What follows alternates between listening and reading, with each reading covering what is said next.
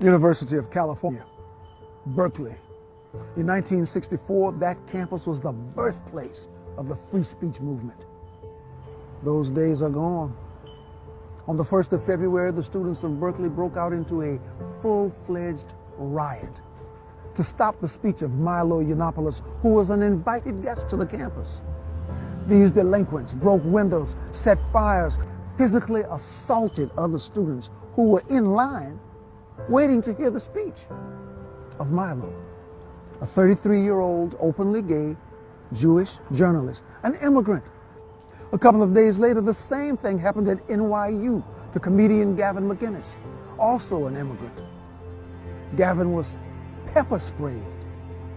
A professor actually demanded that the police act with violence to beat up Mr. McInnes. These protesters have convinced themselves that they are anti-fascist. In fact, the word fascism is being thrown around quite a bit these days. But who is really acting like fascists? Who is silencing political speech, physically attacking those with divergent views, demanding that every American share one single ideology? Was it not Sarah Silverman who suggested the White House be overthrown by a military coup? Remind me, who are the fascists? But sadly, the real truth is that these violent agitators have little idea about why they march. Theirs is a movement with no cause, a temper tantrum with no purpose.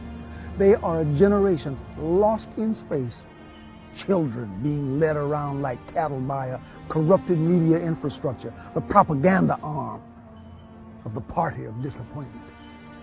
If I were wrong, would Hillary Clinton really be their standard bearer? These rioters are being manipulated by big government forces who need them to regain political power. You youngsters are enchanted with socialism.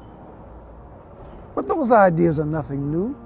History has tested them time and time again, all with the same result. Lenin, Mao, Che Guevara, history's greatest failures. And each of these dictatorships began with young, naive people marching in the streets. There is, however, a revolution happening right now in Europe and America. Citizens are tired of their freedoms being trodden upon by a big central government, or the European Union, or the United Nations. People are tired of open borders, tired of being entangled with other nations with trade deals and alliances that are unequal. They are tired of their own wealth being seized by governments who use it to buy votes or influence. People are crying out for personal freedom, for the individual to be sovereign, for liberty, for men and women to choose their own destiny. And if you had stayed to listen to Milo or Gavin, you may have heard this powerful message.